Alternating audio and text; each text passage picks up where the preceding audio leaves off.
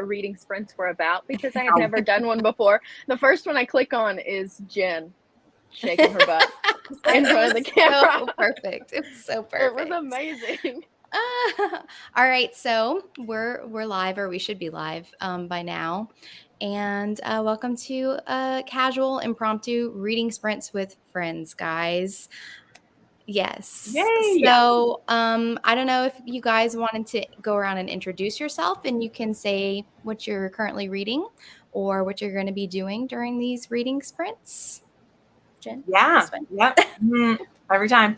Well, I'm just finishing one video that I have to put up. Like, it was uploading while I was getting ready. But hoping to spend some time with my book fiance today. So that's the plan. I need to get this annotated today. So it's always a great time to reread the I know. takeover. I've been waiting. Like, when I open, like, I've been wanting to reread this. And when I open annotated books, I'm like, just wait. Someone's going to want the takeover. So don't read it yet. And sure enough, someone finally did. So I was like, okay, you took long enough to pick this one. But anyway, I'm excited. Hi, I'm Jo from Not So Average Jo. I'm kind of like in the middle of books right now. So I've got like 3 to choose from. I've got this one. This is Sword Heart by T. Kingfisher that I saw somebody talk about. I've got Delilah Green Doesn't Care by Ashley Herring Blake. And I've also got Heart of the Fae by Emma Ham on my iPad. So I don't know what I'm going to do. It's a surprise. Read a chapter of each and see which one is most interesting.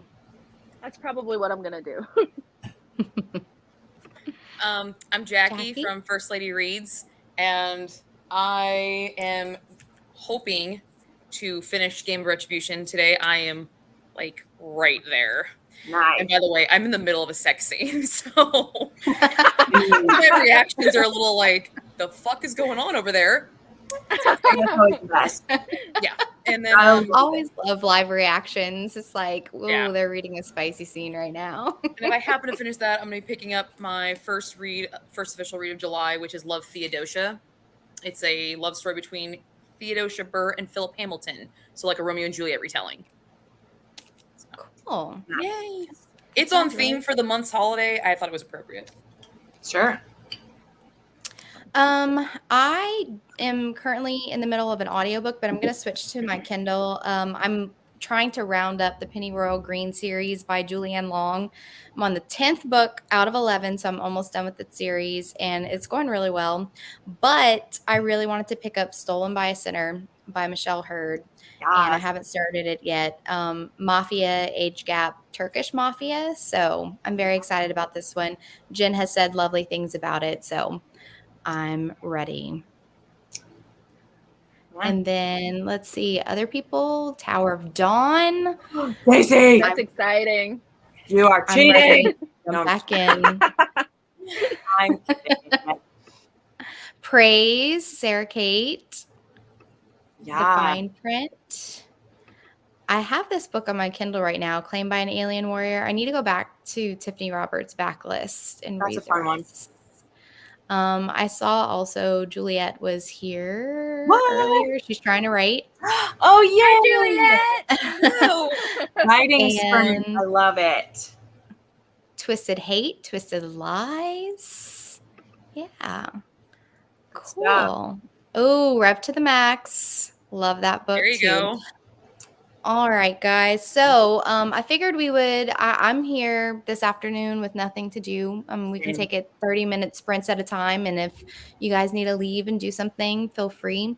But I thought we could do a couple 30-minute sprints and kind of starting now. So I guess, 34. We can read until 3:34 my time. And then we can chat about or 35. Chat about what we were reading about. Sounds good? Good. All righty. All right. Let's start. Got my drink. Yeah. Just make sure you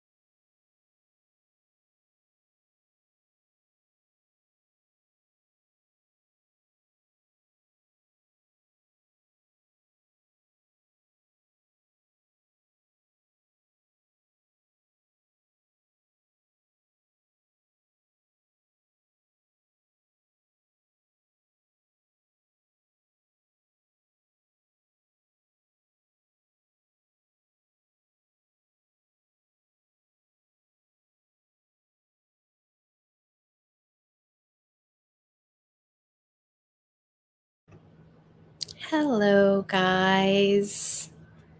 Trying to gently. Rouse us all from our stupor. Yes. How was reading, you guys? Or annotating, as Jen is doing.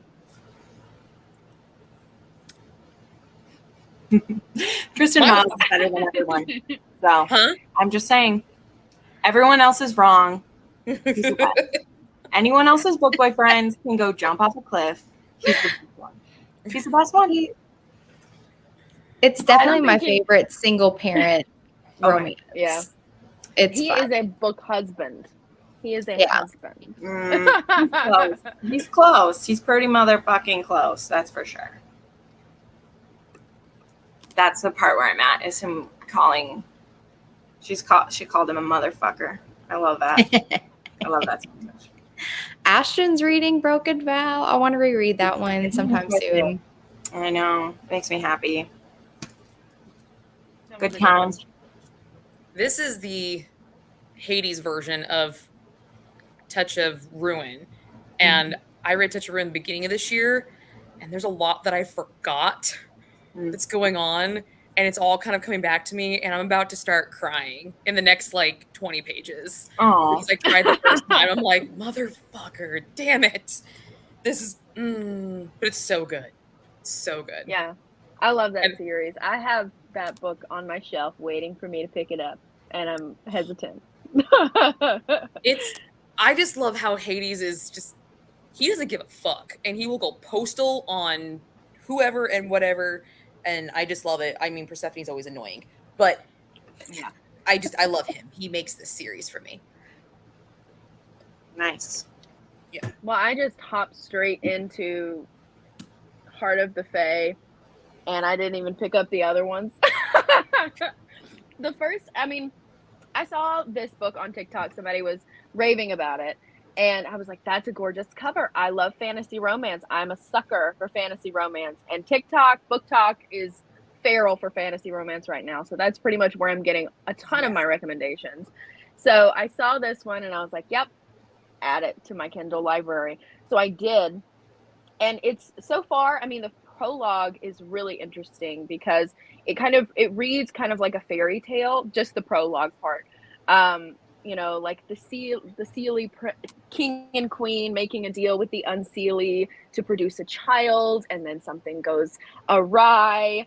And then we're following Sorsha, who's a midwife, and she really wants to become a healer. And also there's this weird plague going around with these things called blood beetles that like crawl into people's skin and like reproduce, and she's trying to figure out a way to help, or she has a way to help, but the healers that are obviously men are not listening, and I'm not happy about it. But it's really good so far. I'm enjoying it. I'm looking forward to seeing where it goes. Crystal really liked Heart of the Fae. We were actually just talking about this today, actually. I think she was reading another Emma Hamm book. Yeah. I had started to read this years ago, right whenever it was published. But I put it down. I might have to pick it up again because I love Celtic mythology. Yeah. Yeah, it's really good so far. And Yeah. I love the dynamic. I'm a sucker for a like religion dynamic in books, especially in fantasy romance. And that seems to be kind of a theme in this book so far. There's like, people her mother was accused of witchcraft and was burned at the stake. And there's, the fae that she's, giving offerings to for different things. And she has to be careful because there's priests and stuff around. I really like that dynamic in books as well. So yeah, I got my book haul, and I'm just like so sick of Amazon doing a shitty job with books. Like, it's so frustrating. Like, look at this. It's literally like part of the blurb is missing. Oh, they overcut it. The printed, yeah. And then when they print it and they like print over too far. I mean, at least it's over farther this way, but that's just so annoying. I mean, This one. One of my, it's Ruthless Creatures by JT Geisinger that I noticed the spine. I'm like, what is that on the spine? And it's not centered correctly. And now it bothers me that When I I noticed bought- it. bothers I me. bought this book. I had it on pre-order, and they sent me a copy. And I'm not kidding you. Okay, so you see the margins; they Yeah. look normal. My original version, it was like I'm trying to get. It was just here's the words in this little section right here. I need a magnifying glass to read it with my glasses, and then somehow they sent me a new one. Apparently my butt dialed that I was the wrong book, and so I got a new copy of it sent to me. So I gave my friend the other one because she didn't care. She read it on Kindle. So Also, this I kind of blame the author for because I'm pretty sure she did her own formatting. Like this size for a historical, that like, why did she make it this big? It's a traditionally, not traditionally, but like, why did you choose this size? None of her other books are this size. Like, why did you pick the largest fucking size for like the smallest book? Oh, it's so Her- fucking. I know that it's kind of similar covers to her other series that was traditionally published. The ones with is it bigger. Gabriel? It's bigger. Yeah. It's not the I same. don't know. 'Cause Maybe they should have been this size to be the same Right. size as those ones. So I hate when my maybe it's books just don't her first match time my trying shelves. to do her formatting and she didn't. I don't know. I have no idea. she's literally done. That is Well, weird. that's my point. She's literally done like 30 books, so that's not a good reason either. I was like, this is a dumb size. Why'd you pick this size, Minerva Spencer? I'm lame. And I'm sad. How many books because has this she is my favorite- published indie? A lot. Oh, okay. she I only don't has- know. She only has 6 that are traditionally published. She has about 15 that are indie. And all of the rest of hers are this size that are indie. Like I have a bunch. Yeah. So that's why I'm like, what are you doing? No. I hate it whenever books are different sizes. I'm mostly annoyed because this was one of my favorite books, so I'm going to be holding it up a lot, and I hate it. So that's why I'm annoyed. This is one of my favorite books. You're like, I love it, but I hate this Yeah. physical copy. Not only is it shiny, it's large and weird looking. So I'm just like, why did you do that to my beautiful book? My beautiful fucking book. Shiny book covers are like the bane of YouTubers' existence. It's just so hard filming with those. I mean, I was bitching with Juliet about this yesterday because one of my copies of her books that I ordered from Amazon, like pages fall out and it's a different size than the other ones by like this much. And I was like, literally, they will send you those and maybe you don't notice something's wrong with it right away. Because when I got that one, I hadn't read it yet. So it was just for my shelf. And then I go to read it and like pages were like falling out of it. I'm like, too late to return it because it's been too long. But whatever. We just want our books in perfect condition. Is that too much to ask? I know. Well, I don't know. And I'm a collector. It's not normally that I'm actually even reading the physical book. So like I want it to look nice. Yeah, I want it to look nice. This also really irks me. Changing the book size mid-series. There are so many books when they were experimenting with that new mass market size in the middle of a series and now they're back to normal and I'm like, why? I hate that. Now the series doesn't match and it's so annoying. So annoying. I recently I ordered the copies of Nalini Singh Sai Changelings. I like the UK editions because they're all the same, like the covers, the styles all the same. And I was missing one book and it was an anthology and it was not in stock at the store that I usually order my UK editions from, but I found it on eBay and I got it in and for some reason it's just slightly taller than all the rest of the books. And I'm just like, no, I thought I completed my collection, but now it's annoying me because it's a little bit taller. Yeah. Oh. I mean, that happened to with like Maggie Cole sent a box set of 5 books and they're like perfect. And then the next 5 of her books ordered from Amazon are like half a centimeter higher. And it's just like, why? Why did you do that?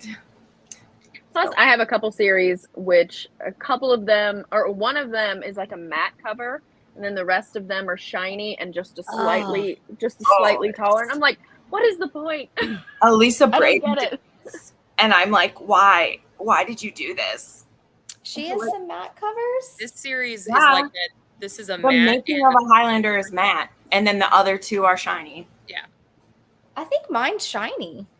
I got a matte one, and then that was my first book I ever got from her too, because I hadn't read the other ones. But yeah, I can reach. my Making of a Highlander is matte. Oops. Yeah, mine's shiny. Oh, sad for you.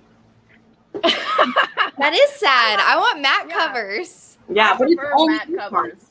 It's only this one. Ah, Matte covers. The rest were shiny, and I was like, just click the button that says matte. It doesn't cost, like, this is the other thing, Juliet, that I talked about. It literally doesn't cost the author anything. Like, just choose matte. Your bookstagrammers will thank you, and I will put your book in more pictures if it's not shiny. When it's shiny, I'm like, motherfucker, I don't want to take a picture of this. I thought know, that it's was hard to just take me. pictures. No. Because Oh, I just started doing like a bookstagram, and I was trying to figure it out, and I was like, I really want to take a picture of the Zodiac Academy series because I was reading it at the time. Oh, yeah. And I was like shifting my light because I have like this little jinky clamp light, not because I have to use lights because it's dark in here. It's like a cave. So I was trying to do it, and it was just awful. And I was like, am I the only one that doesn't know how to do this? Because everybody else, you know. Even with natural light, it's hard. It'll still reflect, and I mean, it's just, I don't like shiny book covers. I just hate it. This really sucks, Monica. I'm sorry about that. Special edition I'm new to boxes. Bookstagram, and I am still trying to figure out how to make this thing work. And with pictures and shiny covers, I got the Wicked Dom series, and they're all shiny. And so I'm sitting here in the video going like, I'm sorry about the cover. I'm sorry about the cover. Like, sorry. I say that too. I say that too. Voguing with my books. Yeah. And then I try to with shiny books, I just put the covers in now. I mean, it's like I buy the books so I can hold them in the videos, but if they're shiny, I will spend the whole time I'm talking moving it. So I'm just like, fuck it. I'm just going to put the picture in. For me, it's not a big deal to put it in editing. It doesn't add any time to mine. But yeah, that's what I was going to say that I'm going to start doing because it is frustrating. Because half the time when you tilt it a certain way, you can't even see the cover anyway. So what's the point? And of course, when I'm filming, I'm not paying attention to whether or not people can see the cover because I'm usually just, doing all my stuff. So you just might as well just put the picture. Juliet even got her art done in matte. This is a brilliant decision because it's gonna look pretty in every fucking picture I take this. Because it's also too pet my mats. I'm like, why do they feel so These are the buttery covers. This is one of those matte buttery covers, and you're just kind of sitting here like this, like this is my precious. It's my baby. Nice and pretty. Yeah. I used to work with like I want to make an anonymous video, but also be like, to all authors. I'm not singling out a single person. If you are the one who's putting your formatting together for your book and you're doing it, hit the matte button. Just fucking hit that option. Yep. Nobody's book looks better shiny, okay? Nobody's book looks better shiny. Yet to see. I used to work for a printer, and so when I did government printing jobs, and when they would come in, they request to like kind of varnish, and I'm like, don't do gloss. They're like, but it looks like, don't do gloss. Just don't. It's bad. It's bad. Unless it's like a brochure, don't fucking do gloss. Swear to God. Don't do it. Literally the difference of like making it look cheap or not. Like even though it doesn't lessen it, you can have a beautiful cover, and when it's shiny, then it just kind of makes it look cheaper when you take a picture. Like it just does. So I'm just saying, book designers will love you if you make it matte because it just makes my life easier. Definitely. You want to use your book for Juliet? Cost difference whenever you do it? Yeah. I don't know if it's a big difference for matte or shiny. I asked the one day because I was like, is there a reason authors don't? And she was like, no, it's literally not a difference. So it's literally either people don't realize they're doing that or like maybe, I don't know. I don't know why, because I would literally rebuy book series if they came in matte now. Like I would do it. Because there's certain books I show all the time because I love them. Like, oh my gosh, I wish Tiffany Roberts had. And those are gorgeous color. Those are gorgeous covers, Jen, and they're just glossy. I know. I don't own them yet. Yeah, so. They deserve matte covers. Yeah, they do. Like pick matte, because I love it. Pick me, choose me. Yeah. Love me. Love me. Signed matte You know, books. I like the textured covers. Diana Gabaldon does this her series. She has the textured cover. Yeah, Feels like Love pebbled. those. Yeah, they're over here on my shelf. One through like 4 has that. Yeah, Ones. I love the texture. And then she went to Breath of Snow and Ashes, and that thing is like You can like a hold light in it too. itself. It gives you grip when you're reading this. Yes. When it's this big. Yes, You gotta have the grip. texturized. Also, I love this. Oh yeah, that's beautiful. That is beautiful. Anyway, on those things because they're huge. yeah, Breath of Snow and Ashes. Like, what was the point of this one? Like, this book is hell. Not only is it shiny, it's also silver. Like, I mean, I guess if I picked this book, you know, people ask what book would you take on a desert island? I guess I could say this one because it would double as Can help, yeah. Reflecting. You know? Yeah. this book would also help me get rescued. So there we go. You could do Morse code with that thing. Right? As well as provide hours worth of reading. Goodness. Oh, now I can't get them back. All right. Yes. I will People who also choose admit that matte glossy or covers, when sadists. your spines on matte covers are less likely to show creases. If you're careful with the glossy ones, you see a crease a lot quicker than the matte It ones. reflects itself. Yeah, I know. It's awesome. Oh, these ones too. Oh my gosh, I wish Amara made those, man. Too. Like, oh my god. Anyway, that's in my Amazon cart right now. Actually, Buy it. Probably. I'm trying to get Mary to read it. Mary doesn't read a lot of like fantasy and stuff. I'm like, girl, you're missing out on shit because she's getting kind of burned out of mafia books. And I was like, yes, all of Sophie's books are matte except for the book she wrote with someone else because she didn't get a pick. So they're all matte. I might dabble my toes in every single other genre, but fantasy always will have my heart. I love fantasy. I love it so much. Yeah. People who've never read it though, it's scary for them. Oh yeah, absolutely. So, I get it. As long as you give them a good like gateway book. Yes. Yeah. I will find though, the one thing I have with fantasy is, and this is a personal thing, I don't know if anybody shares this, but they come up with the most unique, beautiful names, but I don't like having to look up how to say half the words, like locations and stuff. I'm like, yes, I don't want to sound like an idiot when I'm talking about this. A pronunciation guide. Yeah. I was talking to Juliet about this because, funnily enough, she in her new contemporary, she has a glossary at the beginning because they have some Cajun words. And I was like, I'm such a whore for having a glossary in the beginning to tell me how to pronounce things. Because Juliette Marier did that whenever she was doing some books with like Celtic mythology. And I'm like, I don't know how to say these holidays and these gods' names. I'm like, but thank you for giving me a guide because I like to know how to say that. You know? That's the best thing that you can add. And a lot of the times they don't have them. So you're just left in the dark, and I just skip over it. My eyes just go whoop to the next word. I'm like, when I that's started a weird name.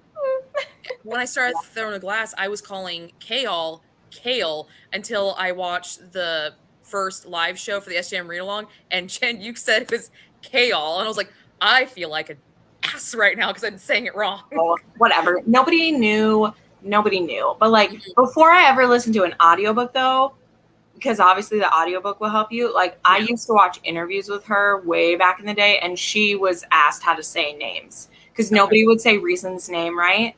They would always say like Ryson or like Rice or something like that. And so she was on interviews and she would say everybody's name. And so like that's how I knew, because she always said it's chaos but with an L. And that's how I always remember it, is he's chaos but with an L. So but when you give a character a really kick-ass name, that is solid gold for me. Mo Jones in Silver Swan Bishop, love that fucking name. Great name for that character. Love him. Also scared crap, but still great. That book's been on my list for a long time. I still haven't read it yet. I just read it this month, and it's in my wrap up, and I needed a cigarette, Jesus, and therapy after that book, and it was great. I love it. It was great. So confusing. Oh my God. Beautiful at the same time. Monica's asking for ab covers of Stay As Fast. I saw that. Oh my God. I love that. I just I'm told her a sucker for way those. back when I first started reading her books, I had said, I was like, I would very much like step backs. So now I have my own step backs because they're right here. I think even, did Justin make like a step back for one of the Stay a Spell books? Somebody like designed one. He like designed one for it. Really? He designed like his own? Yeah, setback? what did he do? Did he do that for one of Juliet's books? I was sure that he did. He did All it. books deserve setbacks, honestly. Yeah. I love when They authors do. have artwork commissioned for their books because I'm just like, oh, it's just like the Well, cherry. and on now top. even like Katie Roberts' Wicked Beauty, they put a Yes, I was so it's black and excited about white, that. but I like saw her video whenever she was You like, didn't there's even a know. setback in my book. yeah. I mean, just I read Test didn't Your Measure this know. month, so I'm excited to continue that series. So Yeah, I'm excited about but that. anyway, The I idol put is so good. Beauties in here, and I was like, I have a step back now. I'm very happy about it. So, Have you, Jen? I know you've read it, but I don't know about you two. Have you guys read Empire of the Vampire yet? No. No. Okay, they I have don't think artwork so. commissioned for that book, and it's fantastic. Like, Yeah. Is it within the book? The book is illustrated. yeah, Oh, okay. Yeah, the whole book. Oh, is that Mhm. the Jay Kristoff one? Is that Yes. the one that we're talking about? 25. Okay, no, I haven't read that one yet. Birthday Girl. Okay, thanks, Crystal. I couldn't remember what he did it for. I don't know why I thought it was Juliet. Sorry, Juliet. I want to see this step back for Birthday Girl. Yeah, I mean, it was pretty cool. I remember when he did that, and I was like, I mean, really now the way people do it, where you can do, like for the ACOTAR books, the like page overlays, like why are we not like every author should commit? I'm stalking that website because I want them so bad. The page I love your overlays, I covers. just got Yes. them. Finally I got love them so them? much. Covers. I'm waiting for them to be I got them. restocked. I They have a finally video shipped my covers. It took forever. on my channel unboxing them and everything, but yeah, they're absolutely gorgeous. I love them, and I think that not only should that be for every book that we ever read ever, I think they Well, it's only fair. It's only fair. If you're Yeah. taking ab covers and you're making us have discrete covers, which, okay, I'm not saying some of them aren't cool, but I'm like, if people are only getting discrete covers because people are ashamed or have to hide the covers, fine, whatever. I'm not here to debate that game. But then you better give me step backs back. I would like step backs back if you're going to do discrete covers. Then I don't care because I still get the thing. Like, discrete like step backs for me aren't only just because they're sexy. I like to know what characters look like too. That's a big part of why I love sexy art, is I like, okay, this is the scene. When you read across the scene that's happening in that, I really like that. It's just a part of storytelling. So I am not ashamed of having the half naked men on my covers. I will rock those till 7 Ways Till Sunday, and they are like my Wicked Dom series on prominent display because they are all pretty. And my husband just sits there, looks at him, he's like, "Really, Jackie?" I'm like, "I do not give a fuck." No shame. No. These are my men. You just shut up and play your video games. No, Yeah, I and I used to mean, be so ashamed of it. I am But- Yeah, not. it's something that you kind of grow into sometimes. And I understand why authors want to do it. I just hate that they call it discrete covers because there's always been covers like that.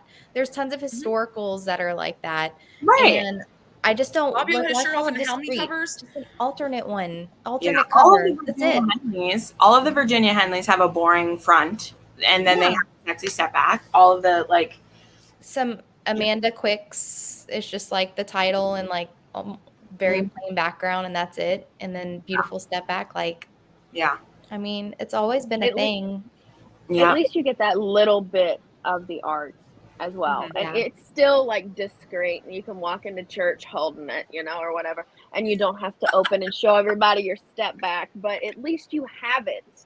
But some books just don't. They don't. And they So, should. Morgan, I do know from Juliet that actually physical copies of books don't make much money for the author. It's the ebooks that make the money, not the actual physical copies. So if you buy an ebook, maybe you could throw in a paperback for free. Yeah. Because it's like with the ebook, they get the most, they get to keep the most percentage of their book.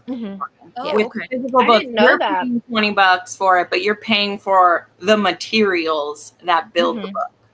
So just kind of remember that. I mean, it'd be nice if like traditionally published books did that because they're making a much bigger percentage of Right. it. But I do know that like that used to happen with some books you get from Amazon. Like particularly, Joe, do you remember that series that it was that fantasy series? There was fire and there like Storm of Steel, Sword of Steel, whatever.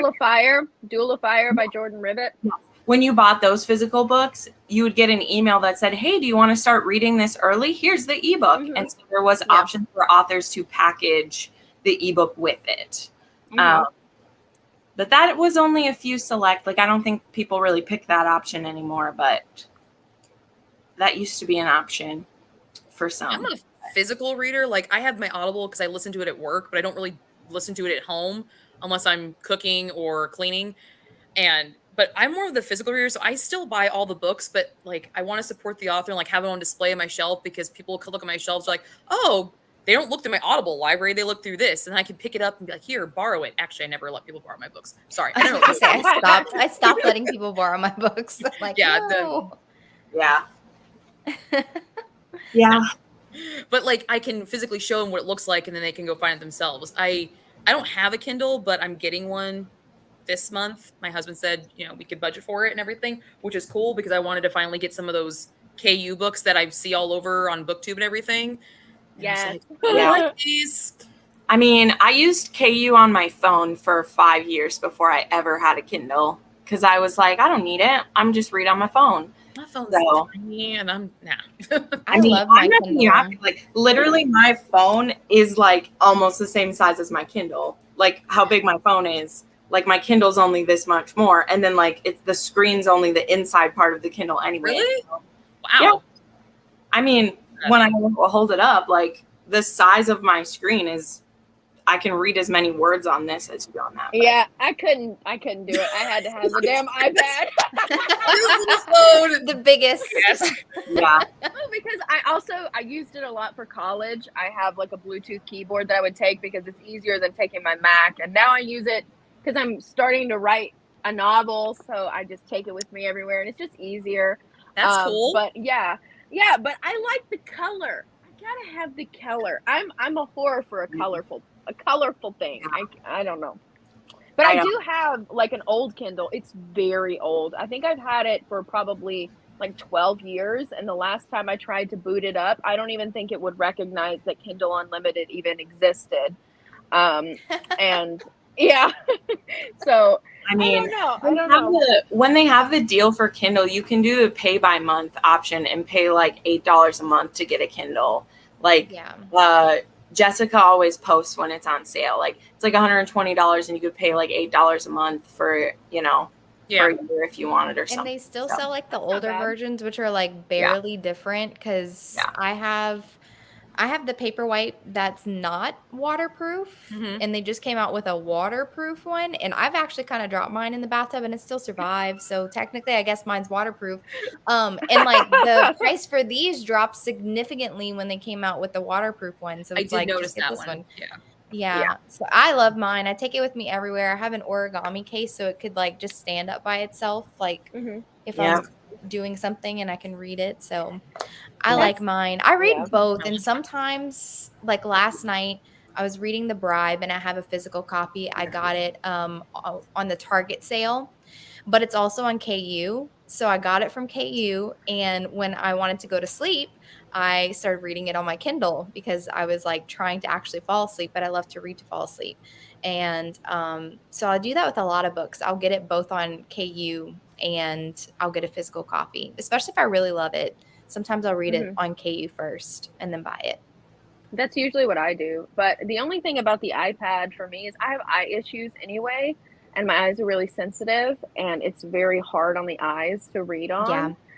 And it's also super big because I couldn't get, the iPad mini because I have to be a bougie bitch. I had to get the big one. Go big or go home. Yeah, so I have it doesn't fit in my purse, but it does fit. I have a like a book sleeve, like a large size book sleeve, so I just walk around with that thing. But yeah, I wish I bought the iPad, and now I wish I had a Kindle, which I do, but it doesn't. I don't know. It's complicated. I've never used this text to speech option, but I know a lot of people use that too. So that's really nice. Yeah, I don't like Alexa's voice. Did you trigger her? No, I didn't. I literally would if I liked it better. Like I've tried it before, and I just can't listen to her read sex scenes to me. Like I No. well, my friends are used to Ruins it. through it. Like Brie uses it all the time, and it helps. But for me, I'm like, I can't. She doesn't have inflection. She doesn't read it with emotion. And I'm like, meh. But That Sex brings a scenes. really good point about audio books. Like I'm just now really getting into my Audible because I now have a job that I'm allowed to be able to use it during. And some of the narrators, they can make or break a book. Like I did not realize how much they could make or break a book. I was reading one book or listening to one book, and this guy sounded like Ferris Bueller on Helium fucking Kim Kardashian. And I was like, Woo! God damn it, I hate your voice. I hate it. I hate it. And it was awful. And it was so just it ruined my whole experience for the book. I mean, I still finished the book, but it was just It can definitely do that. I still struggle with certain narrators. When I first started getting into audiobooks like last year, I really started reading them. Once I got like AnyPlay and all that. But I kind of get used to them, even if I don't like them. So one of the narrators that I don't like for historical is also a very popular one. I don't care for Justine Ayers' narration, and everyone really loves her, but she narrates so many books. So I just had to get used to her voice, and it doesn't bother me as much anymore. But I can tell I'm like, it's Justine Ayers. She's narrating this book because I just know. I used to be really finicky about narrators, and then since I am a freelance audiobook narrator, so it's difficult for me to, I don't know, I just feel bad. I feel bad when I don't like the narrators because I'm like that could be me. Somebody could be listening to my audiobook and being like, "Oh my gosh, I hate this bitch." So it's difficult. So I just try to push through, just like even though they don't know that I'm even listening, I'm like, I'm going to listen to it for you. Support, like, but yeah, I definitely it's had, difficult. but I had to switch to a physical copy or an ebook or something. Yeah. I was like, I just can't. I'm like, it's gonna make me Mhm. hate the book, and it doesn't deserve this. So Yeah, I do have to definitely. switch sometimes. Yeah. I didn't realize like how much that could change the scope of a book for me. Like it I'm planning on continuing the series, but I don't plan on continuing with the audiobooks because these two voiced the next 3 installments. So I'm just like, I'm gonna read the second book and see if I like the series better because it kind of sounds badass and awesome. Except the narration, I was not happy with. I just Yeah, it but was then also Sometimes you you got to have the do that. flip side. You yeah also have the flip side where I've tried to read a book physically and I just absolutely cannot get through it. But once I go to the audiobook, it's like, wow, yeah. this is amazing. And so it's all, I don't know. And a narrator can definitely make or break whether you love or hate a book. I mean, it's absolutely true. Yeah. Well, we're lucky we have options most of the time to be able to switch between those. All right, guys, are y'all ready for another sprint? Are y'all okay to do another 30-minute sprint? Yeah. All right, This so is we literally can my day. go. Reading and filming. That's pretty much it. Perfect. Love it. Love to have you That's guys. what my I'm gonna weekends round boil down it. to. I'm gonna round it to 440 just to make it even. Okay with you guys. You look so annoyed, Jen, right now. Like your face looks very annoyed. She's just focused. Is she concentrating on something? Super focused. She is super focused. That's why we love her. All right, guys, read until 440.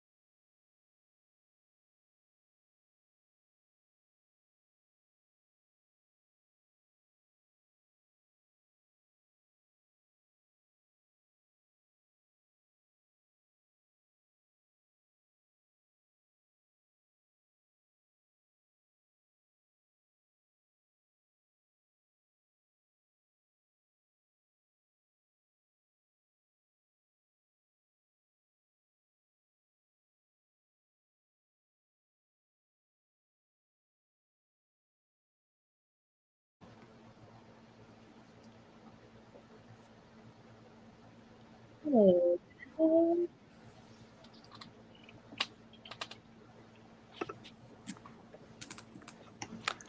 is reading? What? How is reading? Well, I know you're annotating. I'm good. You're good. I'm good. I cried. I thought I was going to. It sucks because you know it's coming, but it still hits you. It's just like, damn it. Oh, Yep. Always No, getting in the mine was feels. good as well. Mine was good as well. We're Yeah. getting into the story a little bit more. Things are happening. I'm very excited. It's really good. It's really good. Yeah. So I'm definitely going to have to try that one again. yeah, it's a lot of fun. I mean, it is fantasy, but it feels more like you said, more Celtic than anything. Mhm. And obviously there's fae, and I am a sucker for fae. An absolute sucker. So Me too. yeah. So I mean, it's really good. Yes. Exciting. Woo! Mel, finding books. I loved Arch Enemies, Candace. I love that. You're not Crystal. You're Jessin. Jessin, you haven't said anything about your book either time. Oh, okay. Well, the first time I didn't get that far in because I had a phone call with the hospital about returning to work. But now I'm getting somewhere. And I love how this relationship starts. And like this heroine, she's so like meek, and it's not her fault. It's just she's been basically, an indentured servant since she was 12. And now she's getting a taste of freedom. Like she just got money to go get her own clothes. And I'm just like, she's such a sweet, sweet girl. And I'm like, she did not deserve this. And I'm so happy because like, I love the way that, we got a big, strong mafia guy, but like his staff are like, so like loving towards him and they're not afraid of him. And I just love that relationship. So it's going really well. I'm finally like getting into the meat of the story. I agree. Like she's the kind of meek that like it's okay that she's meek. Like it's not annoying. I understand why. Yeah. Nope. That's exactly how I felt. Because you just are like, this is not your fault. I love you. I just want to hug you. Like it's okay. Like when he gives her her room and she's like, I think they took me to the wrong room. She doesn't move. Like, she's like, this is a mistake. When she says like, oh, is it okay? I couldn't put my belongings. It wouldn't fit under the bed. So I put it in, the closet or whatever. And he opens and it's just a box. And he's like, this is all of her belongings are in a box. And it's just so sad. And I'm just like, oh God. I'm just so happy that she's like having people to care for her now. Like she's literally alone in the world being, beaten, like horrifically, being threatened with a bullet with her name on it. I was like, damn, this guy is sadistic. Horrible. It's crazy. Yeah. So, and he's like, what's your bank account? I'm only going to pay you $2,000 a month. That's going to be your, she's like, that. What? That's so much money. And he gives her the money to go shopping. It's like not even out of her pay. So I'm just like, I don't know. I just really love it. So I'm curious to see how the dynamic will shift. Because right now, obviously, she really doesn't have much of like her own personality because she doesn't know who she is. She hasn't had a normal upbringing. She hasn't even had friends. So I'm just curious to see how that'll change. And she hasn't met the grandmother yet. So I'm like, I'm very curious about that. He terrified her so much. He's like, if you talk to my grandma, I'm dead. And you're like, oh, because that's not a joke where she comes from. Like it's not a hyperbole. If she did something wrong before, like he would kill her. You could die. So, yeah, exactly. Am I the only one that completely forgot what Jessin is reading, and now I'm like, nope. I want to read this? I just want to read it now. It's Stolen by a Sinner by Michelle Hurd. It's the third book in her Sinner series, but all of them can be read as standalones. Yeah, this was my favorite one. Yeah, that one's already on my my Goodreads TBR. So yeah, I didn't like the first. This like formatting is not the best I've seen. Like, look at all this empty space. I hate that, but it's okay. The ebook formatting's fine though. It is fine. It reads like super fast though, because this says it's 450 pages, and I'm like, yeah, it's more like 300 in the ebook. Yeah. Yep. Right. That's a good one. I didn't much care for the first book in this series, Taken by a Sinner. I enjoyed the second one a lot more, and then this one definitely good so far. So, yep, Gabriel, he's my fave so far. So we'll see. I have a video coming out on Monday that's like anticipated books, and I totally put the wrong one on. It's Chosen by a Sinner's Next, which is supposed to be like an accidental marriage. I'm very interested how that's going to be an accidental marriage to a mafia boss. Do we get like a little hint in this book for the next one or no? I don't think so. I mean, we'll know who like the guy is. Like I know who the guy is based on like at the back of the book she says who it is. Yeah, she says who's getting the next book. Yeah. I just didn't know if like, I mean, you don't really see the other people in the book unless no, you only see the men really. Like in the second one you see one of the wife, like you see the wife again, but you only see the men when they come to help out, because that's like what they do in the book is they're like, you know, it's like the United Nations of mafia men. Like if one gets pulled into a war, then they'll pull everyone else in. But yeah. Do you really like the Twisted series? Yes, I like them. I like them quite a bit. They're a weird mix. The first one has kind of some dark themes, but they're not really dark romance book. They're set contemporary with really possessive heroes, and the sex is pretty good. So I like them.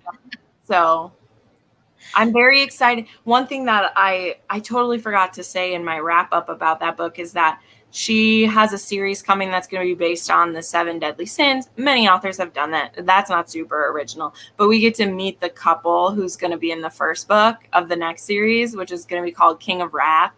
And that's going to be a dark romance series.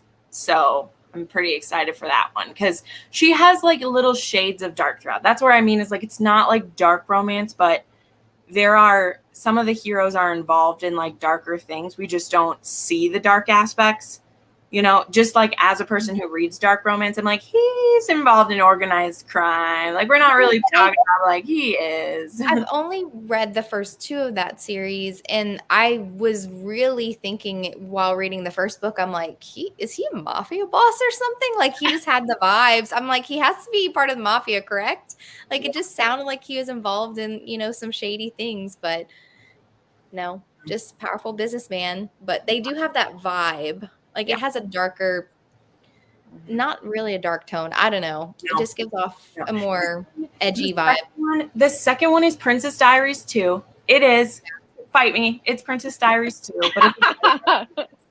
And then the third one is enemies to lovers with best friend's brother. And then the fourth one was like a fake dating and like forced proximity. And like she has a stalker. Like that's what's happening in the fourth one. And so they were each like a different trope type thing. But I think the thing is that before there was alternate covers, there was only the men covers. And the men covers made it look darker than it was. Yeah. In my opinion. I mean, it's just very similar to like a lot of like Serena Ackroyd's books and like the vibe of the men covers and Sophie Lark's obviously. The JT Geisingers, so but it is not kind of, so yeah. But I mean, I like them, and I think they're popular for a reason. I think that there'll be a good crossover for some people who don't actually want dark romance, but maybe it will make them want to try because I think there's some of the same gateway book, like almost like gateway books. Yeah, like I could see that. Particularly in books 1 and 4. Like in books 1 and 4, in my opinion, have the most like taste of like they could be darker. Like I actually expected Twisted Lies to be darker based on all the quotes she was dropping. Like, guys, I have just been very disappointed with the quotes people have used lately because they're, you know, misleading. Like, yeah, I need to not have expectations from quotes because like it was totally my own those now. What? I tend to ignore like authors quoting books like in the lead up to the release, Yeah. because I know myself now, and it's so much better if I have zero expectations going into a book as much as possible. I just had the best experience that way. If I'm having that book on my radar already, you don't need to convince me to read it. I'm already going to read it. So I just avoid any of the quotes. But that's also like harder though. Like I literally do promo for all these books, so I have to see the quotes because just like gloss over it and share it. So it particularly for Give Me More. I say that multiple times in my review of this. Is I'm like, yes, it is as sexy as these quotes tell you, but this is not a porn book. Like it is emotionally gut-wrenching book, and all the quotes are just about, I want you to fuck my wife. I'm like, yes, he does want him to do that, but it's more than that. I mean, I feel like the quotes are specifically, at least nowadays, For curated TikTok. Yeah. So. Oh, I completely agree with that. Which it's a marketing strategy. So I get it. Yeah. Which, I mean, with TikTok in general, I mean, a lot of the TikTokers, the book talkers or whatever, they're coming out with books and they are exploding on TikTok. And it is good marketing. I mean, it's crazy marketing. And a lot of the books that I've picked up, not recently, but within the past, like when I first got into romance, other than the stuff that I got from Jenn, which she told me to read, I was going through TikTok and it was like, oh, quote. That's what got me to read the Fae Guardian series, was a quote, just one little quote that she had posted on TikTok. And I was like, I need it. Yeah. But sometimes you want the beautiful cover. Sometimes the quotes, I mean, obviously the quote is in there, but sometimes that is like the one thing that is really, really good, and then the rest is just kind of okay. The thing about TikTok, it's kind of misleading. The thing about TikToks is the stuff that gets me to read a book from TikTok is the same thing that gets me to read it on BookTube. It's the ones where people are explaining the book to me, but they have less time to do it. So I would just like, I don't know. After talking with like Mr. Lark, he really is like, TikTok is already not selling the books the way it did because people have been misled by what they say. So it's great for the authors who got their book deals. You know, like, I mean, Anna Huang, she's getting the book deal to get all of her stuff redone. I mean, Katie Roberts' books are in there. Like all those things that have happened because of that. That's great. But for a large part, I would say it was through like deceitful marketing, in my opinion, in a lot of ways, because there's like series after series that I've tried because they were like, oh, this series is so hot. It's 3 or 4 books in before it's hot. And I'm like, okay, so say that, please, because I like hate your book because you blueballed me for 3 books and I'm not here for it. Okay. I'm not. But I also think it's a different expectation, especially on Book Talk, because when I first started watching Book Talk, the stuff that they were calling like steamy and spicy and all this other stuff, they're not to me. Okay. And then so it's kind of like from what I've seen, Book Talk is kind of like a step behind BookTube. The stuff that we were talking about, or the stuff that has been talked about for years, they're just now discovering and thinking that it's, you know, spicy and, you know, all of these different things, which that is great. It gets them into the community, right? But they also kind of need to keep going. Going on the spice scale. It makes me think of like, it's on a shortened time scale, but it's like, think of like how our parents think that we're like youngins because of certain things we don't know about. That's like what Book Talk is there's all these things like, oh my gosh, people should be warned about certain content that's happening. I'm like, oh, should they be warned about things that like we had this conversation a long time ago. Funny. Or like, oh, non-canon books, that makes me uncomfortable. Like people shouldn't read that. Like the shaming goes around a trick again, and I'm just like, fucking move along. Like just move along, okay? Like don't read those then. The one thing about it is that I just read non-con for the first time. I read the Pale Court series, but duet. I read the Pale Court duet by Liv something. I can't remember what her name is, but I read non-con for the first time, and I was not expecting it. And it's another thing that I saw in Book Talk because Liv Xander, they were talking about, oh my gosh, like, you know, he breaks her legs so that she can't leave. And I was like, what is this book? And it is. I was like, why am I intrigued? Yeah. I know, What? and my first question right after I He saw just that get video. cobbled? Yeah, my first question right after I saw that video was, yeah, but does he heal them though?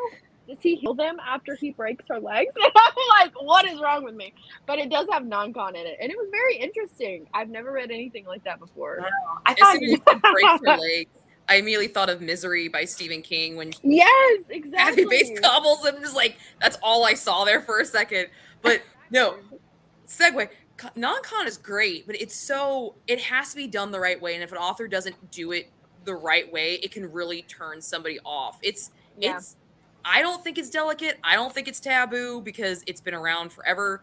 Oh but yeah, people are just now like apparently realizing it. It's like, this has been around. the first romance novel. Exactly. Like literally, it's in the first historical romance novel. It just wasn't called that. I mean, it was sexual assault. Like, I mean, that's what it is. Like, No, but like non-con, it makes it sound more romancy, but like, it's not. It's assault, and then she loves him by the end, and I'm fine with it. So it's done well, and it's taken into consideration. You take in all the real elements that are involved with it, like the discussion based, the talk, the safe words, all that stuff. When it's actually utilized and shown the right way, that can make for a fucking kick-ass book. Kick-ass book. Right way. The right way is consequences. Like you can't have a rape by the hero to the heroine and not have there be consequences. That's what my opinion is about the right way. Like if if an author is writing assault in a book and it's between the couple, there needs to be consequences and things we have to work through. Like you can't just have that happen and then just have her be in love. And that's what would happen in old school historicals. Like a hero would literally be raping the heroine continually. And by the end, she's like, I can't live without you. Like, no, that's toxic. That's uncomfortable. When you're also those weren't dark romance. Like they weren't a dark romance. They were just romance. Yeah. And again, I mean, this is all coming in like my opinions, but I've been reading dark romance for quite a bit now. And for me, it's like, no, it's not CNC, Morgan. CNC is consensual. That it's in the name. It's consensual. Yeah. Consensual, non-consent is agreeing. Yeah. Like, let me just say that non-consent is rape. So that's what I'm saying. When a hero or the heroine deliver, when the hero or the heroine rapes the partner, it's a dark romance and there needs to be like consequences and things happening in it. So that's what I'm saying. Like, and not everyone's going to want to read that in a book. That's why there should be a trigger warning so that you know that. But a very talented author who is going to have consequences and who's going to have like psychological things have to happen before we get to a place like, you know, that's what makes it powerful. And that's what makes it like that's what makes it a fairy tale in an aspect, because you probably aren't going to fall in love with your rapist in real life. It isn't real life. It's romance. It's it's that part of it. Yeah, it's all fiction. It's a type of fantasy in a way. It's not, you know, it's definitely something that you should know what you're getting yourself into. If you're uncomfortable with it, don't read it. But you know, and people do like to read it. Yeah, you don't have to fuck with it, Melissa. You don't have to want to read it. That's absolutely completely allowed. But what I enjoy about it is I like seeing how an author can have there be an assault in the beginning, and then between the two of them, the discussions that they have, the things they do, have me genuinely believe that they're in love by the end. Take my two favorite in the world would be Untouchable by Sam Mariano and any of the books in the Deliver series by Pam Godwin. I was just going to say that. I know you were going to say that. Oh my God. Like you know, it's totally fine if no one wants to read that. Like, it's not going to be... it's not supposed to be comfortable. It's not supposed to feel comfortable at all. I enjoy watching the characters literally be taken apart and put back together again. Whether it's because maybe there is a little bit of, you know, the person's mind is bent by it. Like, that's fine. That's the story I'm reading. They're not healthy romances I want to see in real life. That's why it's a dark romance. Mm-hmm. It's a small town romance where she gets raped by someone and loves them by the end. Like, it's specifically categorized as dark romance. And that means I know there's going to be these darker themes in it. And everybody's going to be a little fucked up, and there's still going to be an HEA at the end. That's why it's a story. So I'm not saying that's going to work for everybody. It absolutely. Yeah, and like if somebody drops a weird, non-consensual scene in a regular contemporary romance, I'm like, wait, what the fuck? Like, no, this is not okay. It's only okay whenever you do it in the context of a dark romance and your reader knows what they're getting into. That's what, Yes. Everyone needs to know what they're going to read. And if you're uncomfortable with it, it's supposed to be uncomfortable. Yeah. Definitely. It's supposed to be uncomfortable. And a lot of people, when you're reading a book for pleasure, you don't want to have to deal with real hard shit. And you shouldn't have to. And that's the only time, like, because I don't love using the term, like, you should feel safe when you're reading. But, like, you shouldn't have to enjoy what you're reading. You shouldn't have to be in pain when you're reading something unless you want to. That's the part why trigger warning should exist, because that's you, the reader, consenting to be put into this story. So if a book doesn't have those trigger warnings, or you choose not to look them up, because that's the thing, if you didn't try to look them up and then it had, like, that's where I get kind of like, if the author provides them but you don't look them up and then you're like, oh my God, what happened? Like, that's on you. If the author didn't provide it and then throws a rape into a, freaking, I don't know who's contemporary these days because I don't read the trigger. But if that's just in there, like that Helena Hunting one, there wasn't a rape in it, but it has like a pretty cover on the front and then it's about like death and grief. Okay, there should have been trigger warnings for that in that book, because that book looks like it's a fucking small town romance with two people sharing a milkshake on the cover of the book. You know what I mean? Like, you need to have trigger warnings for that stuff. Meet Cute, that one. Like, that's why the trigger warning conversation comes up. And so you as a reader who does not want to read non-consensual stuff in your book, if you pick up a dark romance, but let's say the dark aspects are going to be like someone dies in the beginning, or there's BDSM in the book that's like darker on the edge, like, you're able to choose if you want to read that or not. Because there are different levels of dark romance. Oh yeah, definitely. For sure. There's limits that I have. Because you are kicking ass and taking names with this conversation. The way you handle this conversation is fantastic. It's one reason I love you. I've had a few times. And I've also, like, way back when I did a video called In Defense of Dark Romance, because I get sick of people, like, just saying it all shouldn't exist. It's one thing if you don't want to read it. That doesn't mean it shouldn't exist. Exactly. That's just the truth. Like, everything should be allowed to exist, but you should be able to consent whether you want to read it or not. I don't think it should just be put into your book and surprise you, like, that's why I don't recommend Untouchable and say, like, oh, this is a sports romance. He's a football player. Enjoy. That's very misleading. Yeah. Literally face fucking non-consensually in the first 3 chapters of the book. So that would be a horrible lie. But I could show you the cover of that book and be like, he's a football player. Have fun. Like, no, that would be not, you're not consensually accessing to it. But I don't know if I kept this comment up because I don't think I would count still dating as non-con, because I feel like both characters just got sexually assaulted by their kidnapper. Raped. Yeah. They're being it wasn't cool for the other person. So. It's rough. Yeah. It's rough. I'm still currently reading definitely a dark romance, but for sure. That isn't being like romanticized, Morgan. That's kind of what the difference is. So you can still like that book, but you probably don't like non-con. That's totally fine. It's totally fine. I mean, even if we talk about like Manacled, I would consider the first part of Manacled to be non-con. Yes. But by the end, that's which I say I just read non-con, which Manacled definitely I would consider to be non-con, but that is a good representation, I feel, of how you can go from non-consensual to, by the end, they're in love and they have a happily ever after. Kind of. I'm still a little bit iffy about whether or not I consider that an APA. But I mean, no, because when you know the whole book, then that it changes. That's the same situation as still beating. Once you but I would still consider that first part. Yeah, without reading the whole book. Without reading the whole book, it would be part I would consider non-con. It definitely feels non-consensual whenever it's happening in the moment. Mm-hmm. So it just is for both of them. Yeah. Yepers. Well, Thanks, see, guys. Getting deep into that. I'm always ready to go about it because No, and like it's visceral reaction to no, but like just be careful how we shame it because Mhm. non-consensual stuff helps people work through stuff, and sometimes we just want to be able to experience a dangerous situation without having to live it. Exactly. And maybe sexualize the person a little bit too. Like it's fake. It's fake. Plus, I feel like we all have our own personal limits, you know, and we all are Everyone responsible does. for knowing what those limits are. And I've seen a lot of people, you know, they tend to project their own personal limits onto a genre as a whole. And I Yeah. think that's very that's a dangerous thing to do because your limits are not someone else's limits. Your experiences aren't someone else's.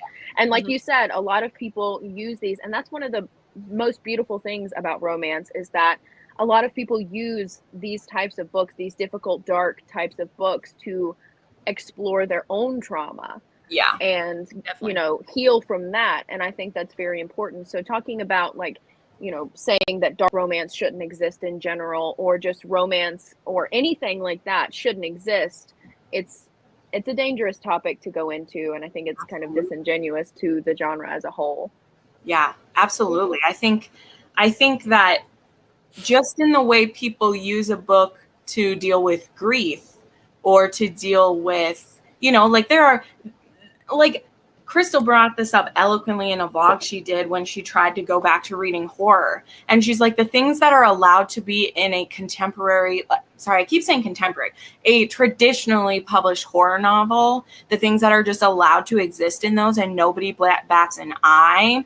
But then if it's in romance where we're going to have a happily ever after whatever happens, and that's shamed because it's seen as like kinky or wrong or fetishizing something, is just bullshit. Like there are horrifying things happening in horror, but like because it's like, oh well, it's fake because it's a monster. And I'm like, well, guess what?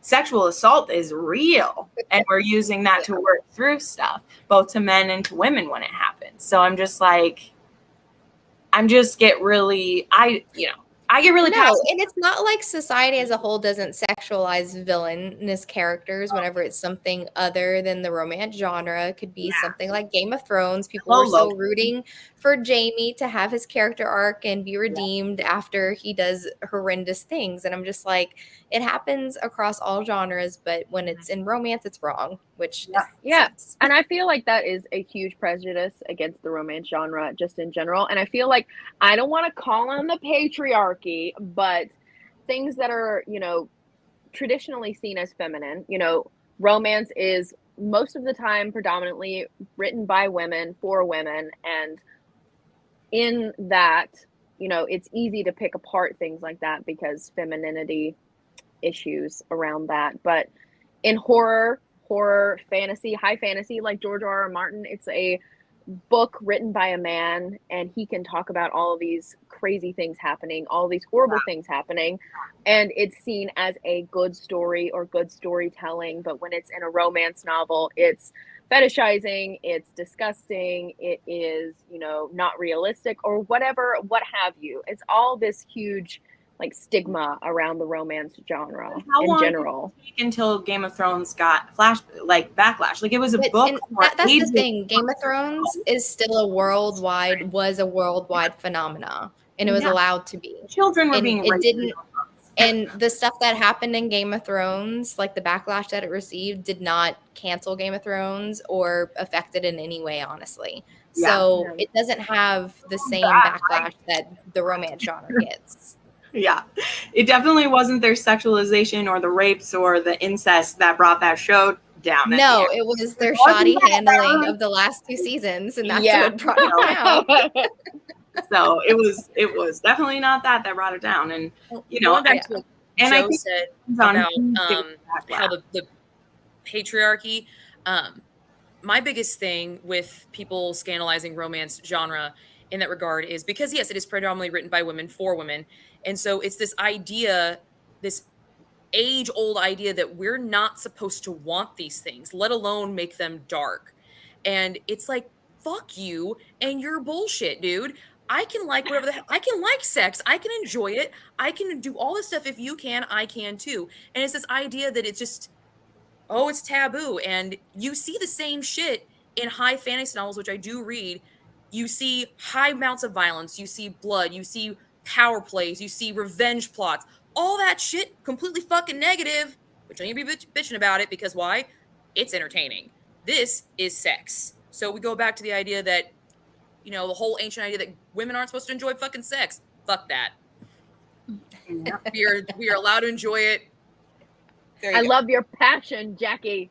I'm a Like, GUS Jen, minor. My fuck you. degree is in history with a double minor in philosophy and gender women's studies. So this stuff, like, we used to argue about this Bread stuff in and college butter. all the fucking time. And I was like, go get fucked. Seriously, get fucked if you're going to bring that crap to me. Like, I can enjoy sex. I can enjoy the romance. I can enjoy the porn that you put in front of me. I can do whatever the hell I want because why?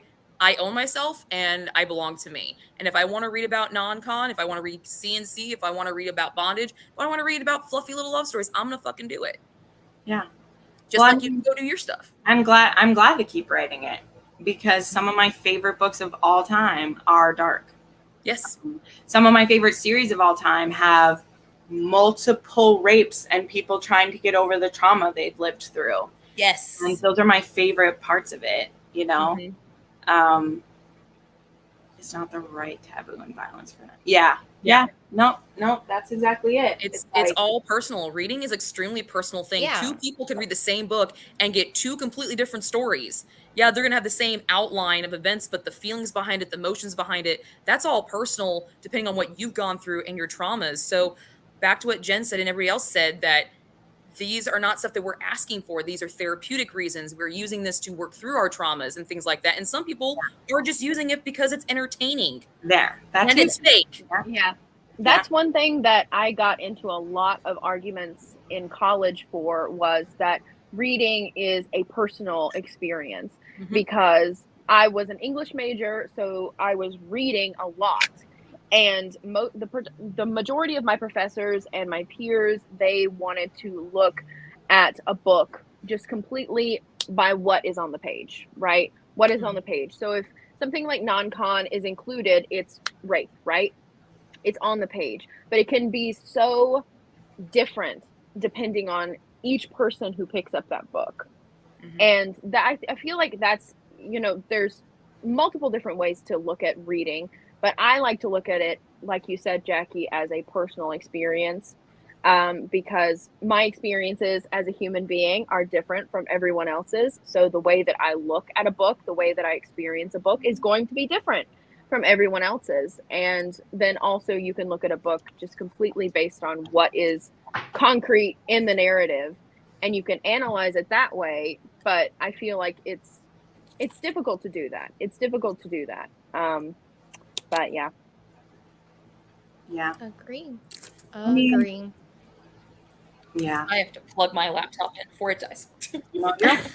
I love Be right this. back. So I just, at the end of the day too, I'm like, I don't care if nobody else wants to read, which I mean, obviously they do, or the books wouldn't keep getting made. I just don't want to be told that like it's wrong to have it in the book. That's just how I feel by the end of it, is I'm like, I totally understand if some people don't want to read it, if it does make some people uncomfortable, if they're like, this isn't enjoyable, it's stressing me out, like that is all fair reasons. It just always comes back to what I say. Don't kink shame people. Don't shame people for what they like to read. Yeah, don't say Like, people we're shouldn't be reading this. Like, other people should not be reading this. If you don't want to read it, that is completely fine. Yes. But you shouldn't have to tell somebody else, be like, you shouldn't be reading that. Like, Mhm. because it's dark. And yeah. So, You don't have to agree with the kinks that are in these books at all. Like, let's be honest, there was one kink in a book that I recently read, and because dolls creep me the fuck out. They just do. I was not cool with it. I was not cool, but I still read the book, and now I know this backstory behind it, and I'm still not cool with dolls, but I'm cool with him. So, there are lots there's of all just like kinds. random, not harmful things that I just don't like to read in books. And Yeah. like, it's not because it's harmful or that I'm triggered by it or it's related to any trauma that I experienced. It's just something that I don't personally enjoy reading. So I just don't read those. If I know it includes those tropes or those types of characters, I'm just like, okay, well then that's not the book for me. Yeah. And I just don't read it. Yeah, So that's really why they're called kinks. Because if everybody liked them, they wouldn't have to be kinky or fetishes or anything. Because we'd just be like, you know, like they literally wouldn't be a thing. So, and that's the beauty of romance. That's the beauty of books. I mean, there's so many different genres, so many different tropes, so many different kinks that you can explore, and you can figure out what works for you and what doesn't, you know, and you can read what does, and you can ignore the other shit. You didn't even know existed, because I definitely read some. I'm like, I didn't know that was a thing. Let me look this up. Holy shit, that's a thing. There's so many different things that I've read in romance novels where I'm like, I don't know if I like this, but maybe I do. Maybe I don't. Maybe I'm discovering something about my inner self. I have no idea. And, you know, it's just all new. It's all new experiences. And like I said, you don't have to read the stuff that is not, it doesn't work for you. If it doesn't work for you, don't freaking read it. Don't do it. Yeah. You don't have to. You shouldn't waste your time. Nope. Don't waste your Do you time. guys want to do another sprint? Or I'm game. There you go. I'm fine with I'm it. down. I'm down for another sprint. Reading when we shut it off, so. That's what I'm gonna be doing all day. So I gotta film my TBR later tonight, but that's pretty much what I gotta do. So yeah, sounds good. All right, so let's go to 45 and let's see. We'll go get 5:45. All right, read away, my friends.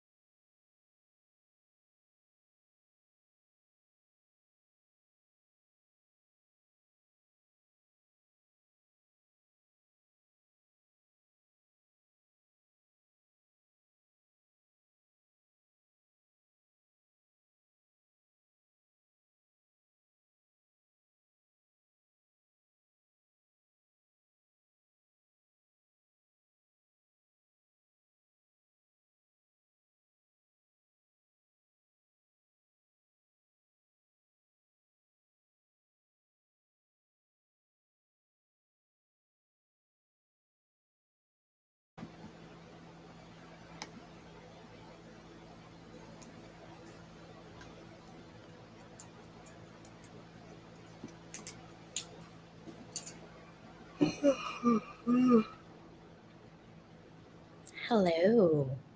Hello. Hi. Having a good You time. put your phone in there. I'm having a good time. Ah. I And now finished I want to it. reread it. What? You Finished finished it? Finished it. Okay, what do you think, Jackie? Okay, Give me any so spoilers. Don't give me any spoilers. 'Cause I haven't won't. read I it will yet. try to not do any spoilers. I was a big fan of Touch of Ruin, so I knew most of the stuff that was going on. But in Touch of Ruin, there's a lot of non-Hades and Persephone scenes, so there was a lot that Scarlett could do with this book, and she did.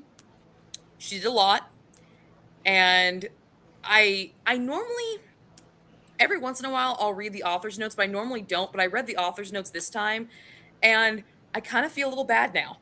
I feel a little bad because she makes a point to say that people in this book with this series alone, they tend to elevate Hades over Persephone, and I am guilty of this.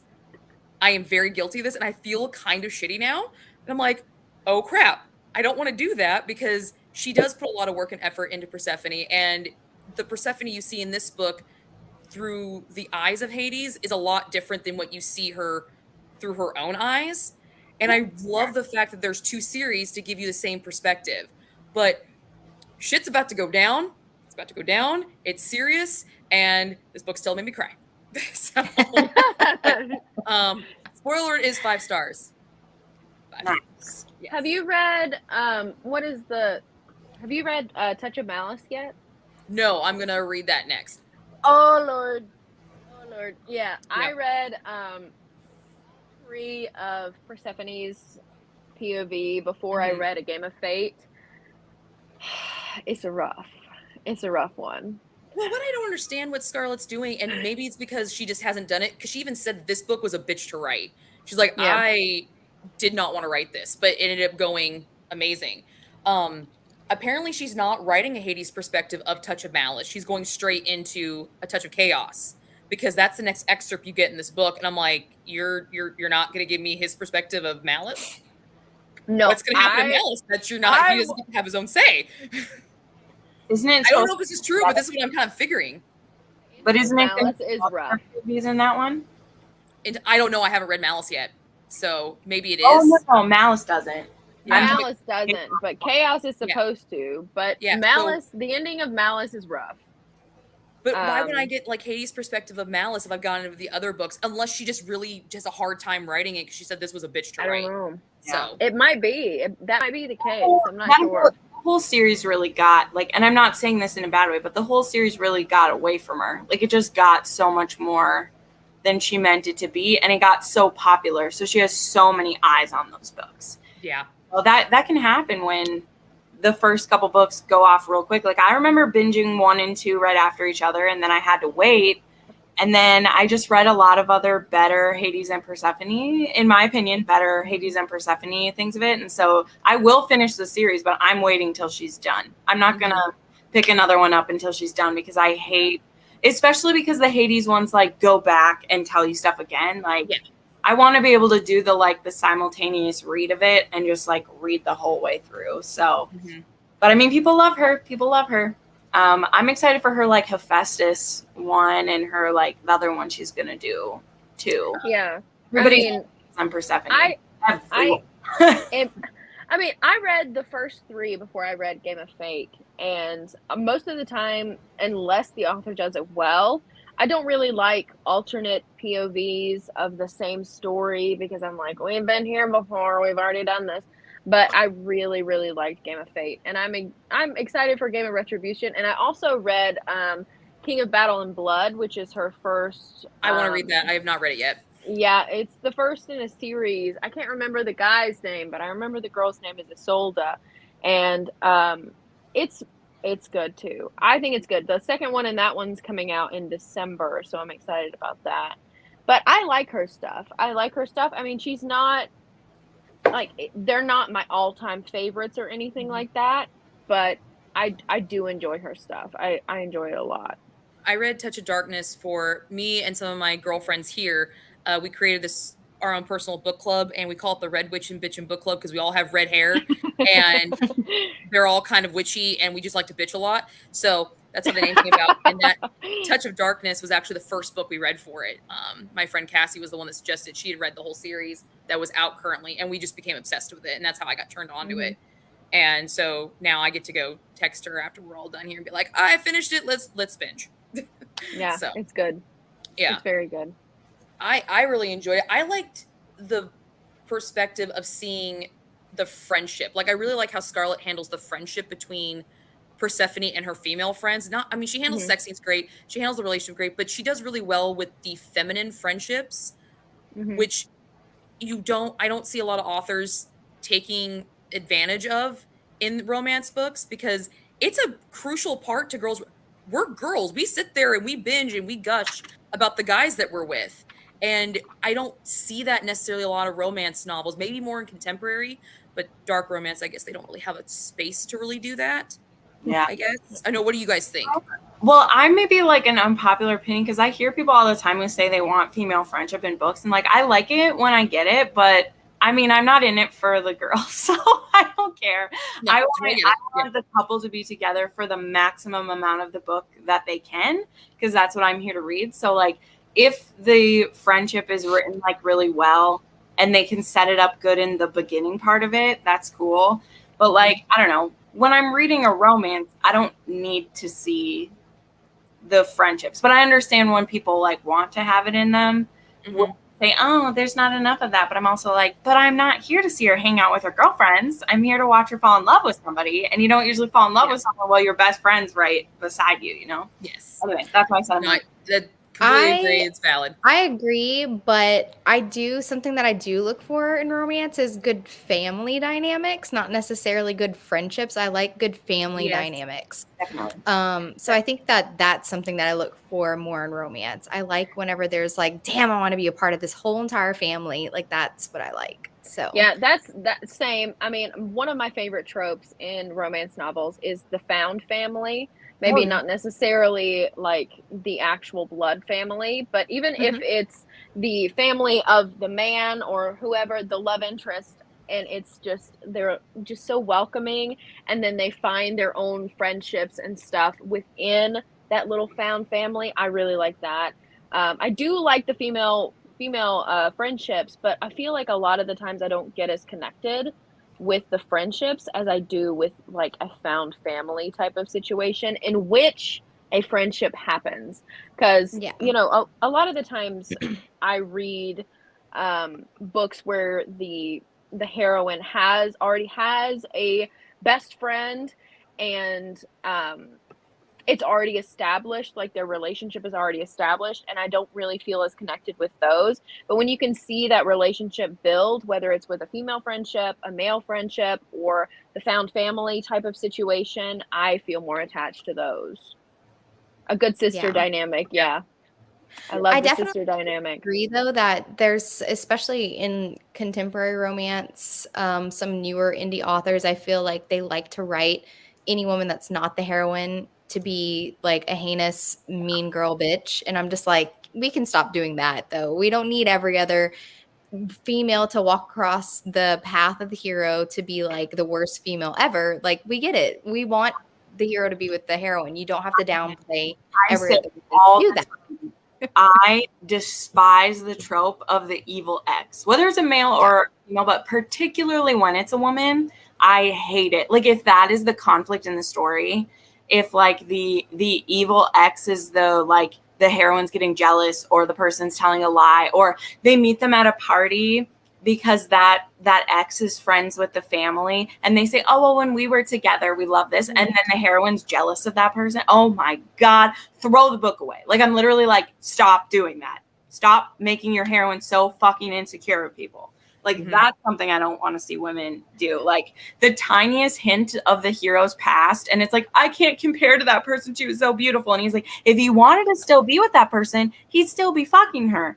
He's with you now. So stop being jealous about it. Sorry, that was a rant, but I just... No, I completely agree. I'm like that in my real life. Like, I hate when girls do that in general, even in books. In reality, I fucking hate that. It's like, Stop. They don't have to have like a ton of the female friendships in the book. Just don't make every female evil. That's a great way to say it. And I couldn't tell you. I mean, yeah, it's Lore Olympus, but if I'm thinking one where there's sex involved, because that's what I really want. I'm still holding out hope for sex in Lore Olympus. My heart is open. I feel like Lore Olympus has ruined me for any other Hades and Persephone retelling, because it's like the one that I want, and it sucks that it's serialized, because it's like I want to read the whole thing. I'm literally letting it get really far ahead of me right now. Like I might wait till the next time to binge. I can't do that. I don't have that much self-control. I fast pass the shit out of it. So that's exactly what I did the first time. And then her most recent hiatus, because I know it's come back now, but her most recent hiatus was a huge cliffhanger, and I was so pissed at myself because I just binged. You haven't read past the hiatus yet? Like, you haven't read the new? Stay in your bubble. Stay in your bubble right now. Hold off. You're all bad influences. I just bought it. I just bought it. Oh my God. Yeah, but that's not enough. That one's good, but it's not enough. And I've already pre-ordered the second volume, like the physical copy. But I take like a couple months off of reading webtoon, just so that I can have that satisfaction of binging the shit out of my favorite series. Because with those webtoons, it is so like, just the chapters are so short, and I just want to go. Years of Justin reading it, I read in one day. I read it in one day, what Justin been reading for years, and then I was like, I should, like, why did I do this? Because I just got so used to it happening every Saturday night. I read a little episode, like reading one chapter. It's the only thing I've ever done that for. And I read other webtoons too, and I can let them go. I'm like, now I have 10 episodes to read of this one. But for some reason, Lore Olympus, I have no self-control, and I have to read it, because I feel like I will always see a spoiler for something, and I hate being spoiled for it. So I did start it when hiatus came back, and I did it for like 3 weeks, and then I've waited. So I have like 4 or 5 saved up now, and I'm just gonna wait, and then I'll. Yeah, and webtoons tend to kind of have cliffhanger-y endings at each chapter, so it's hard. I mean, especially for someone who doesn't like cliffhangers. So, but it's so good to find a really, really good one that has that. Because I have a couple that I just absolutely love that are completed, and you can binge the whole thing. And it's so just satisfying to find that one that's got like 150 episodes, and you're like, okay, I'm good for about 6 hours. Let me just sit here and just binge. But it's wonderful. But my answer for real is probably Akamath. So I answered Candace. It's probably that. So yeah, that's the best one in my opinion. It has a different Hades and Persephone dynamic that I really can't compare it specifically to anything else, I guess, in Akamath. I just really like it. I like the Fae aspect of it too. So I agree. I really like that one. And I guess that's why I couldn't get into the Scarlet St. Clair ones, is because I had already been reading Lore Olympus for so long, and I found some similarities with it. And I was just like, I like Lore Olympus better. So I stopped reading it. That's one thing, is that Lore Olympus is like, yeah, there's some very close connections once you've read the other one. So I read it the opposite way, and I saw what Jessen meant. As soon as I started, I was like, oh, this is very similar. I read Lore Olympus first, and then when I went into Touch of Darkness, I kind of had like the opposite effect. The kind of Lore Olympus aspects, getting tongue-tied here. The aspects of Lore Olympus that are in Touch of Darkness, I was like, yay, it's familiar. It was familiar, and it was like, oh, I love it. It was familiar, and I love it, and I know that I love it. And I was so excited to see those in there. But there are definitely some things in there that are very, very similar. But they're also similar to the myth in general. That's right. That's true. So I agree. Also is that the Persephone in Lore Olympus is just a precious angel. Yeah, she is a. You want to protect her at all costs. Yeah, I love her so much. I both want to be Persephone and also be her best friend. She's such a little cinnamon roll, and I love her so much. And Hades is also a cinnamon roll in that series. Yeah. Yeah. He is just so misunderstood, and I love a misunderstood hero. I'm hoping we see He's more delicious. like, badass Hades though. Whenever he does his like dark god form, I'm like, Yes! sir. I'm like, oh no. When I read that, I was screaming. And I was so excited because the little bits that we get, I'm like, yes, because I also love a badass hero who's like ready to kill people. I'm like drooling over here the way you guys are talking up Lore Olympus. Like Amazon needs Read to get Lore now. Olympus. It's a slow burn. It is a slow burn. It's not no. completed. It is not completed because it's a web comic. So it's only like chapter by chapter each week, and it's still ongoing. So, and Hades in the beginning is with somebody else for a while. So, Well, we all have pasts. Yeah, we all have pasts. We all have pasts. It's fine. But it is so good, and it's really good. Yeah, I remember the first time I read it. I probably sat in my chair right here for hours until I caught up, and then when they came out with the hard copies, I immediately bought them. I love them so much. Those are taking so fucking long. Like, why are they taking? No shit. Yeah. I don't know, because I feel like they've been completed, but they pushed it back because the second one was supposed to be done in February, and then they pushed it back to July. There's only 25 episodes a book. They could literally put out 10 of them. The third one's completed too, because I saw the author, like she has like a completed version of the third one. So I don't know why that they're waiting to publish them. I don't know. I have no idea.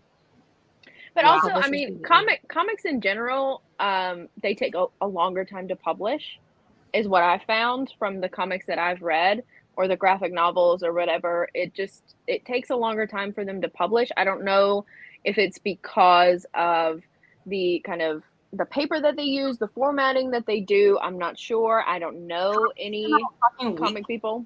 Like, it makes they do. But when you get the trade volumes, they come out weekly in those kind of paperish things.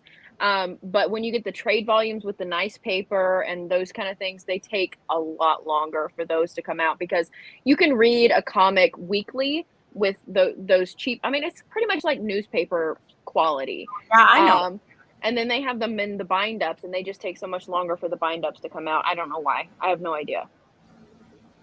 Yeah, I would say possibly formatting, but like I said, they already have the third book completed and bound, and I'm like, I don't understand why they pushed it back, unless there was like some sort of specific paper shortage that they were looking for, and they had to make sure that they had enough. No, I haven't heard of shortages in a while, so it's interesting to me. Yeah, it might also be a kind of I don't want to say a marketing tactic, but it might also be something like that to build up the suspense of getting the next volume. Pre-orders, like they have to push back pre-orders when they do that. Yeah, they're only back on pre-order. No, they're only holding off money when they do that. So it's weird, but whatever. We don't have to understand them. They're strange. We're gonna buy it as long as I get my book, I'm good. Yeah, exactly. It's like they know we're gonna buy it anyway, so. We ended up talking about Hades and Persephone for the whole time, but I care about your book. Tell me about your book.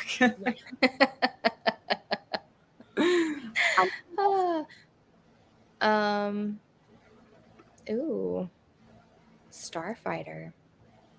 Oh, I haven't heard about that. I haven't heard of that one either. That one's cool. Is Tea House cool. Like? I don't think this is the same thing, but I was thinking of when she said Tea House, I was thinking the Tea Dragon Society, which is another. It's not romance, but it's really sweet. Another comic that's really good.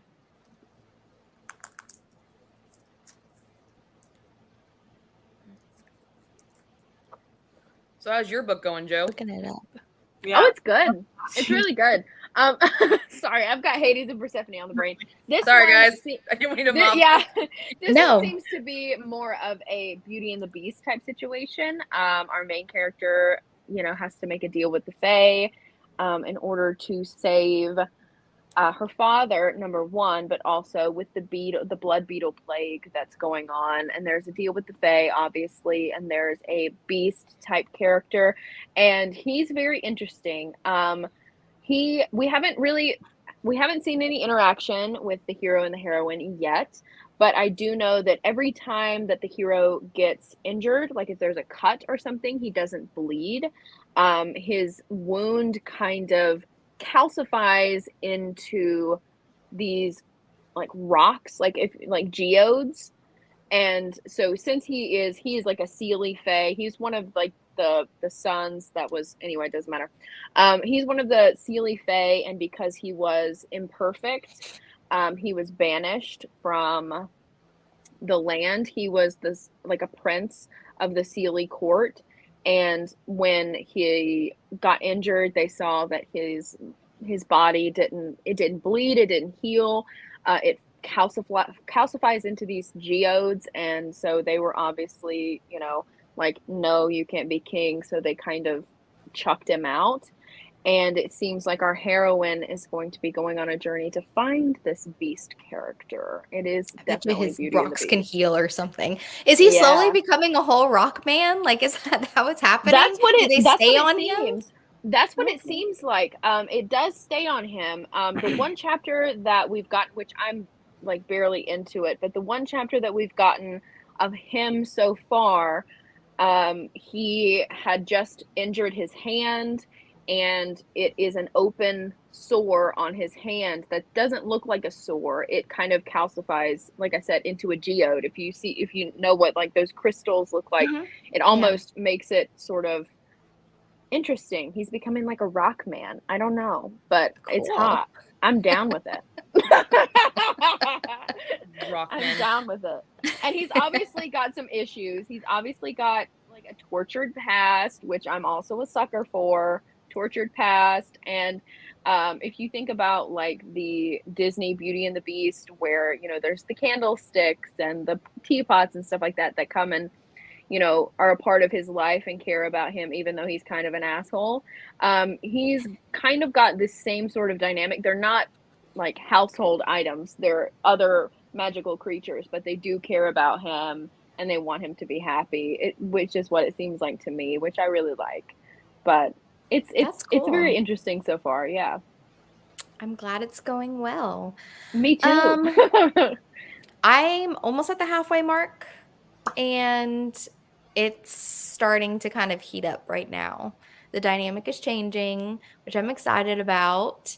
And I was a little bit worried though too, just because the heroine was so naive through no fault of her own, just because she didn't even have like a childhood. I was just worried about how that dynamic would change, but I really like how it is changing. So I'm satisfied so far. Nothing steamy has happened yet, but you can tell feelings are happening, and swimming pool scenes are happening currently, and I'm excited about it.